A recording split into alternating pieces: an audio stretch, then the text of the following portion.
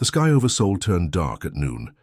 Commander Do sat at his desk, eyes fixed on the large screens showing strange objects moving through space. Scientists had thought they were just rocks from space, but now they were changing direction. Dr. Min looked at her computer, her hands shaking slightly. "Commander, these objects are slowing down," she said quietly. The room was filled with the soft noise of machines working. "Nothing natural moves like this." Commander Do nodded. His face showed no emotion, but his heart was racing.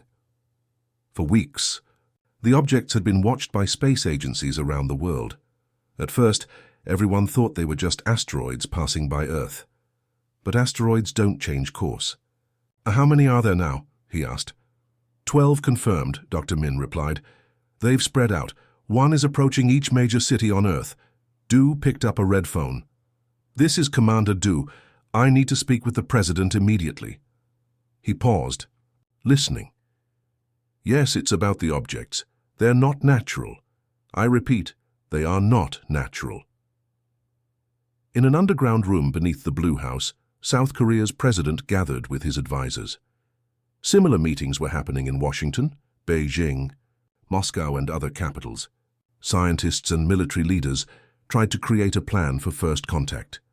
Some wanted to send messages of peace. Others suggested showing military strength. They never got the chance to decide. The objects suddenly stopped high above Earth's atmosphere. For 3 minutes, nothing happened. Then, without warning, they released beams of bright blue light.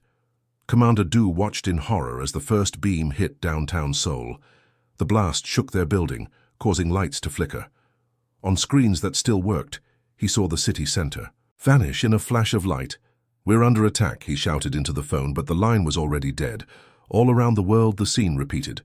New York's skyline disappeared. Moscow's Red Square became a smoking crater.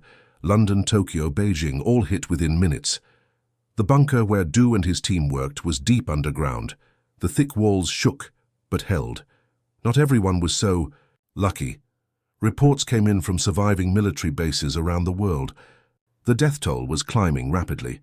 Officer Back entered the room, his uniform covered in dust, his face pale. "Sir, early estimates put casualties in the millions," he reported, his voice breaking. "All major roads, bridges, power plants. Everything is gone or damaged. Communications are mostly down." Commander Do looked at the young officer. "What about our military response?" "Fighter jets were deployed in every major nation," Officer Beck said. "None got close to the objects. They were shot down immediately. Our missiles didn't even reach them." Dr. Min was working frantically at her computer, which was now running on backup power. "The objects are maintaining their positions. They're just waiting." For 3 days, the survivors huddled in basements, bunkers, and subway tunnels. The objects remained in the sky, a constant threat. Then, as suddenly as they had appeared, a message came through on every working device. Phones, radios, computers, even old televisions. The message was simple: surrender or extinction. It repeated in all Earth's major languages. There were no demands, no explanation of who they were or what they wanted. Just those 3 words. In what remained of the government, debates raged. Some wanted to surrender immediately. Others refused to give up without understanding what surrender would mean. Commander Do received orders to gather information. With a small team, including Dr. Min, he left the safety of the bunker to visit a research facility on the outskirts of Seoul that had been studying space technology. The city they traveled through was unrecognizable. Buildings had collapsed. Fires still burned in some areas. The few people they saw looked shell-shocked, moving like ghosts through the ruins of their lives. The research facility had been hit, but not directly. Half the building was still standing. As they searched through the wreckage, Dr. Min made an amazing discovery. "Commander, come quickly," she called out from what had been a laboratory. Do rushed over. Dr. Min was kneeling beside something that didn't look like it belonged on Earth. A piece of metal about the size of a car door, but impossibly thin and with a surface that seemed to shift colors as they watched. "One of their ships must have been damaged," Dr. Min explained. "This fell to Earth. It's their technology." Do reached out to touch it, but stopped just before his fingers made contact. "Is it safe?" "I think so," Dr. Min said, But imagine what we could learn from it. Their weapons, their shields, maybe even how they communicate. Commander Du stared at the alien fragment. For the first time since the attack, he felt something other than despair. It was small, but it was there, a tiny spark of hope. "This is our key to understanding them," Dr. Min whispered, "and maybe our only chance to fight back." Du nodded. "Get it back to the bunker. Tell no one what we found." He looked up at the sky, knowing the objects were still there, watching and waiting. "They struck first, but we'll make sure they regret it." 6 months had passed since the aliens attacked Earth. The world was a very different place now. Many big cities were just piles of broken buildings. Most people who had survived now lived underground or in hidden places. Deep below what used to be the city of Busan in South Korea, humans had built a secret base. The aliens, who called themselves the Vaughn Empire, didn't know about this place. Here, in a room filled with computers and strange equipment, Professor Park worked day and night. Professor Park was an old man with white hair and tired eyes. Before the attack, he had been a respected scientist. Now he was possibly the most important person on Earth. "Look at this," Park said, pointing to drawings on a board. General Jin, a tall woman with short grey hair and a serious face, looked. "At the complex patterns, what am I seeing?" General Jin asked. "This is how the aliens travel through space," Park explained. He drew a line across the board. "And this is how they think the universe works." Then he drew another line below it. "But this is how the universe really works. We figured this out 30 years ago." General Jin blinked. "Are you saying their science is wrong?" Professor Park smiled for the first time in months. "Not wrong, just incomplete. They missed something big, something we discovered." "How is that possible?" Jin asked. "They can travel between stars. Their weapons destroyed our cities in seconds." "Yes, their technology is very advanced," Park agreed. "But sometimes the path of discovery matters. They went one way, we went another. They learned to use energy in powerful ways, but they missed a basic truth about quantum mechanics." "Can we use this against them?" General Jin asked, her voice full of hope. "Yes," Park said simply. "We can build weapons they won't understand, shields they can't break, and they won't see it coming." Far from Busan, in 50 different hidden bases around the world, other humans were fighting back in their own ways. In what used to be Tokyo, a young woman named Han had set up a special communications network. Han had been a communications expert before the attack. Now she used her skills to help the resistance. She had discovered that alien signals moved in a certain pattern.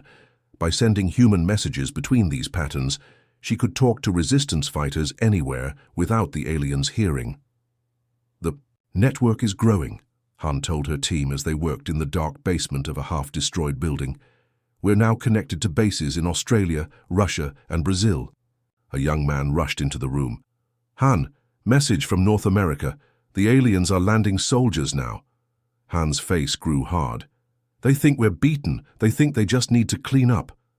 She turned to her team. "Send word to all bases. The real war is just starting." In what used to be Vancouver, Captain Sue led a small team of fighters. They wore dark clothes and moved through the night like shadows. Their target was a small alien ship that had landed near the ruins of the city. "Remember," Sue whispered. To his team, "We need one alive." The aliens looked almost like humans, but with grey skin and eyes that were too big. They wore armor that glowed slightly in the dark. There were 5 of them. Sue's team attacked quickly and silently. 4 of the aliens fell to special guns that Professor Park had designed. The 5th was trapped in a net made of a material that blocked their weapons.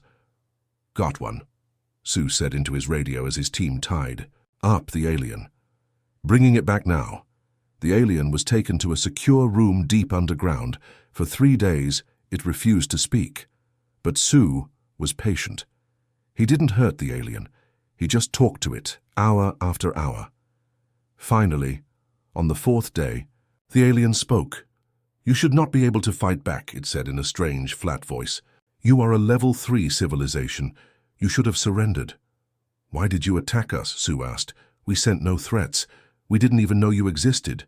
The alien's big eyes blinked slowly. "Your species was marked for elimination because you are dangerously unpredictable." "What does that mean?" Sue demanded. Your development path is unusual, the alien said. Most species follow a standard pattern of discovery. Yours does not. Your quantum theories alone were enough to mark you for conquest. Sue leaned forward. Our quantum theories? You mean our understanding of how small particles behave? Yes, the alien said. Your scientist took an unexpected path. The Empire has ruled for 10,000 years by controlling certain technologies. Your quantum theories could lead to problems. Sue tried not to show his excitement. Professor Park had been right. The aliens were afraid of human science. How many planets has the Empire conquered? Sue asked. Thousands, the alien replied. None have successfully resisted. Sue stood up. Well, we'll be the first. He left the room and immediately called Busan. When Professor Park answered, Sue could hardly contain himself. You were right, he said. They attacked us because of our quantum theories. They're afraid of what we might discover. On the other end of the line, Professor Park laughed softly. Good, then they should be very afraid of what I've just built. In his lab, Park looked at the small device glowing on his desk. It didn't look like much, but it used principles the aliens didn't understand. And soon there would be more of them. Many more. The Empire had struck first. But humans would strike last. The old Korean Aerospace Research Center was mostly broken. Its tall walls had holes from the alien attack, and parts of the roof were gone. But deep inside, in rooms far underground, people worked day and night. Dr. Tay hadn't slept more than 4 hours at a time in weeks. Dr. Tay was a short man with round glasses and quick hands. Before the aliens came, he had worked on satellites. Now he was trying to save Earth. Hand me that tool, he said to his assistant. The young woman passed him a device they had made from alien parts. It looked like a silver pen, but glowed with a blue light. The room was filled with screens and parts from both human and alien machines. Wires hung from the ceiling. People moved around quickly, speaking in low voices. On the biggest screen was a map of Earth. Small dots showed where old satellites still floated in space. Most had been sleeping for months, turned off to hide from the aliens. General Wu and 5 other military leaders walked into the room. They came from different countries, but now worked as one team. Is it ready? General Wu asked. Dr. Tai looked up from his work. His eyes were red from not sleeping. Almost. Come, let me show you. He led them to a table with a small model of Earth. Above it hung tiny lights representing satellites.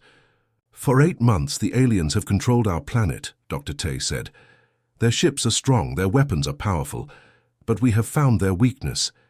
He picked up a broken piece of alien technology. Their energy systems are based on what we call standard quantum field theory.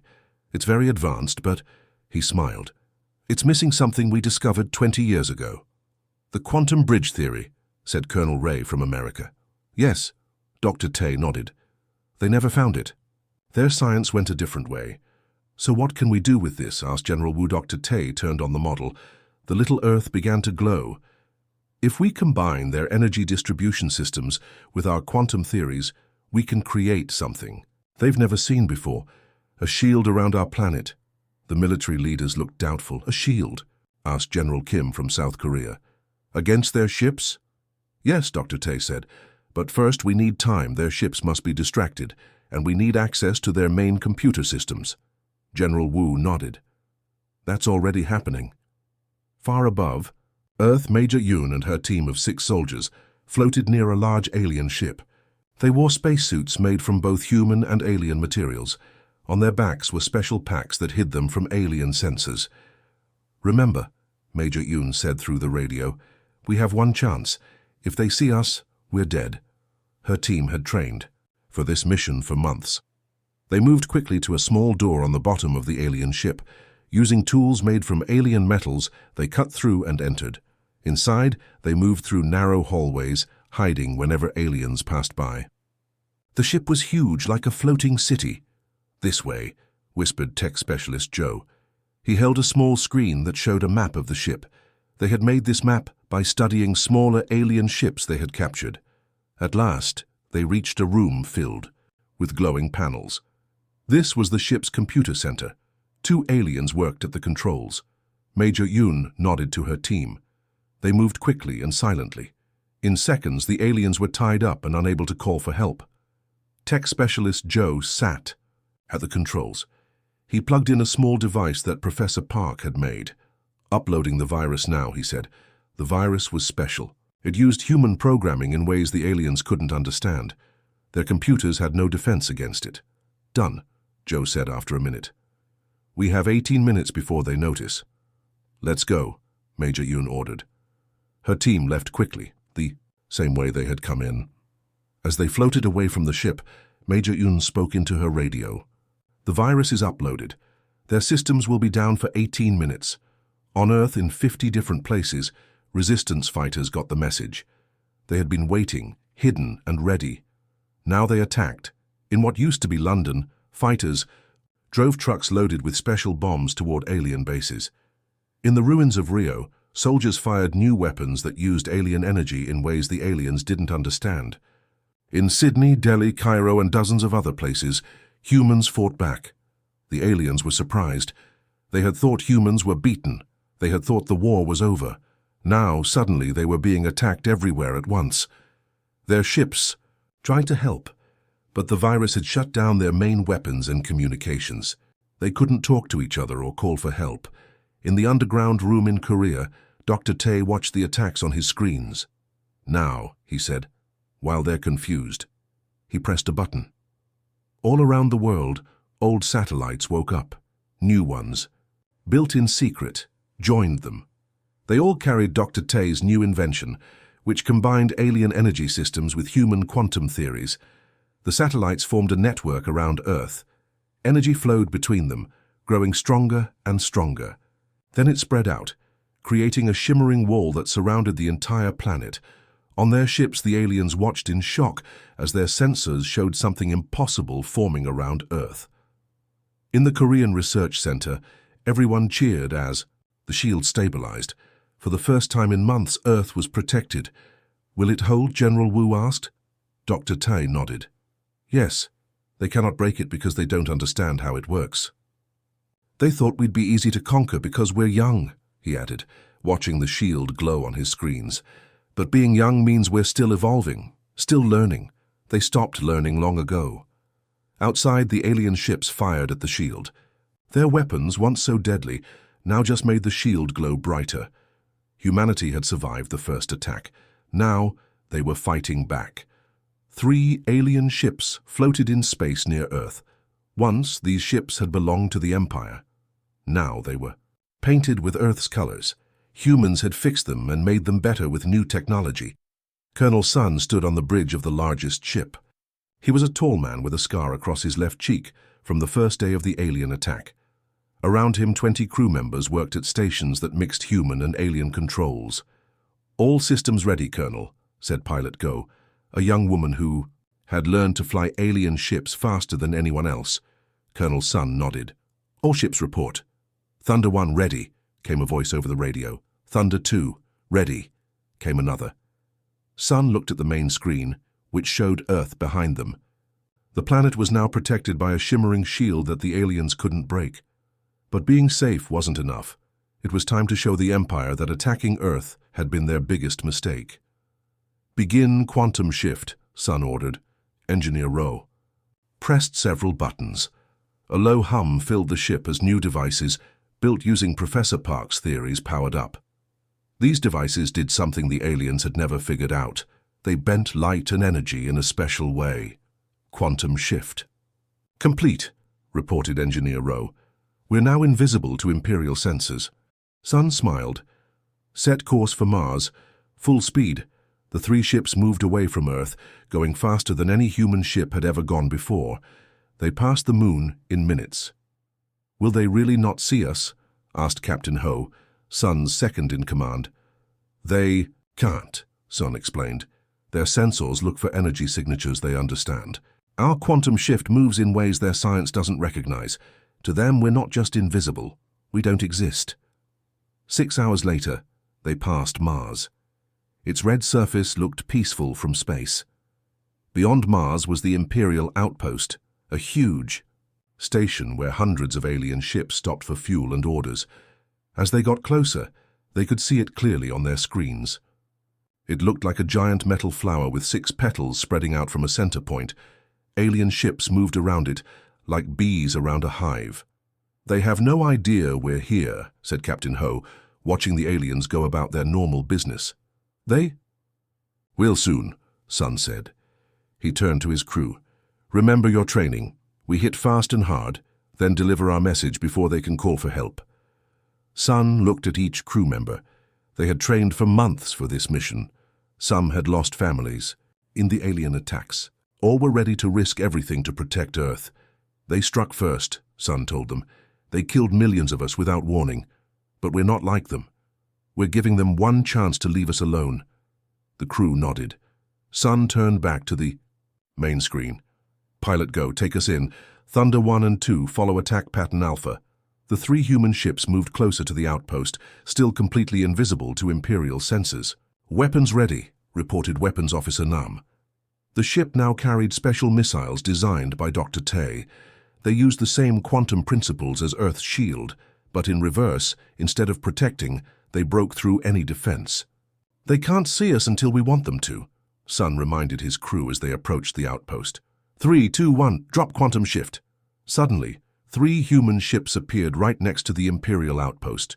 Before the aliens could react, the ships fired their weapons. The battle that followed was short but intense. Imperial ships tried to fight back, but the human ships moved in ways they couldn't predict.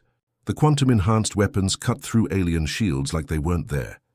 In the control room of the outpost, alien commanders watched in horror as systems failed and defenses collapsed. They had never seen weapons like these before. Less than an hour after the battle began, the outpost was in ruins. The center section still worked, but the petals were broken or destroyed. Alien ships floated dead in space or had run away. Colonel Sun's ship docked at the center of the outpost. He led a team inside, where they quickly took control of the command center. The aliens surrendered without much fight. They were too shocked by what had happened. In the main communication room, Sun sat at the alien commander's chair. His team had connected their own devices to the alien equipment. "Connection to Imperial homeworld established," reported Communications Officer G. "They can see and hear you now." Sun looked into the camera. On screens around him, he could see the faces of alien leaders. They looked angry and confused. "I am Colonel Sun of Earth," he said clearly. "You struck first. You killed millions of us without warning or reason. Now we're giving you one chance to withdraw from our solar system. Permanently."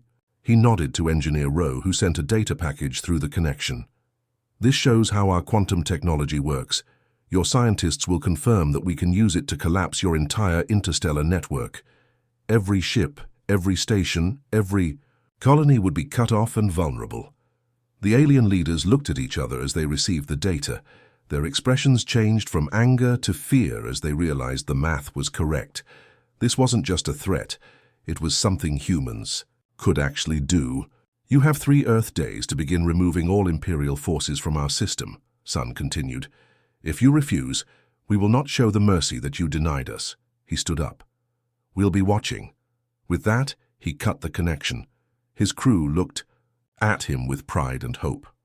For the first time since the aliens had appeared in Earth's skies, humans were no longer victims. They were now the ones making demands. "Let's go home," Sun said, "and prepare for whatever comes next." The rain fell softly on the new buildings in what used to be downtown Seoul. People walked the streets again, looking up without fear for the first time in almost a year. The alien ships that had hung in the sky for so long were gone. In a tall building with glass windows, the world's leaders met around a large round table. On screens in front of them was a message from the Empire. "They're leaving," said President Joe. "All Imperial forces will be gone from our solar system within 30 days. The room stayed quiet for a moment. After all the death and fighting, it seemed almost too simple, too easy. "And if they change their minds?" asked the leader from Brazil. General Jin stood up. "Our shield is stronger than ever. Our weapons can now reach their homeworld. They know. This," she smiled a little, "they aren't leaving because they want to. They're leaving because they must." 2 weeks later, a special ship left Earth. It carried Ambassador Rin, a calm woman who had once been a teacher before the war. Now she would speak for all humans. The meeting place was a large space station built just for this purpose. It floated in space between Earth and Mars. Half was made in the human style, with straight lines and practical rooms. The other half was imperial, with curved walls and strange lights. Ambassador Rin walked into the main meeting room. 3 aliens waited for her. They wore complicated uniforms with many colors that showed their high rank. Their large eyes watched her carefully. "I am Ambassador Rin, representing Earth and all humans," she said. The middle alien bowed slightly. "I am High Commander Vex of the Vorn Empire. With me are Imperial Historian Mu and War Strategist Zai." They sat at a table made of both human and alien materials. For a long time they talked about the treaty, the rules that would keep peace between humans and the Empire. Human scientists and lawyers joined by video call. Imperial experts did the same. Near the end of the meeting, Imperial Historian Mu spoke directly to Rin. "Ambassador, there is something you should understand about why we attacked your world," the alien said. Its voice came through a translation device in a flat, simple way. "We are listening," Rin said. "In 12,000 years, the Empire has conquered thousands of worlds," Mu explained. "All followed similar paths of development. All discovered the same technologies in roughly the same order." The alien touched a device on the table. A hologram appeared showing different alien species and their scientific discoveries. But humans, the alien paused. "Humans took a different path. You discovered quantum bridge theory thousands of years earlier in your development than any other species we have encountered. Your science moved in ways we did not predict or understand." "So you attacked us because we were different?" Rin asked. War Strategist Zai answered. "We attacked because our models showed your development path would eventually lead to technologies that could threaten the Empire. The decision was made to eliminate this threat early." "It was a mistake," admitted High Commander Vex. "We did not understand what humans would become when united by a common enemy. The peace treaty was signed the next day. It stated clearly that Earth and the entire solar system belonged to humans alone. No Imperial ships could enter without permission. In return, humans promised not to attack the Empire unless provoked. Both sides knew the real balance of power. The Empire was huge, with thousands of worlds, but humans had discovered something the Empire had missed, and that made them dangerous. Over." The next year, Earth began to heal. Cities were rebuilt better than before. Alien technology was studied and combined with human ideas. New buildings rose from the ruins. Farms grew food again. Children played in parks, where there had once been only ashes. The quantum shield stayed active around Earth, a shimmering barrier visible sometimes at sunrise or sunset. It wasn't just protection. It was a reminder and a warning. Scientists like Professor Park and Dr. Tay became heroes. Their understanding of quantum physics had saved humanity. Now they led teams that explored the stars, careful not to go too far into Imperial space. Commander Kim, who had watched the first attack from his bunker in Seoul, now directed Earth's new defense forces. "We will never be caught unprepared again," he told new recruits. Far away, on a planet that circled a red sun, the Imperial leaders met in a secure room deep beneath their royal palace. "The human situation is stable?" asked the Supreme Leader. "Yes," replied High Commander Vex. "They are rebuilding their world but have not expanded beyond their system." "Yet," said War Strategist Zai, "they are young but learning quickly. They developed in centuries what took us millennia."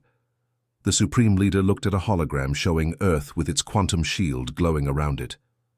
"Monitor them closely. The warning they sent us wasn't just about this conflict." "No," agreed Imperial Historian Mu. "It was about what they will become." In a classroom in New Seoul, a young girl raised her hand. "Teacher, will the aliens ever come back?"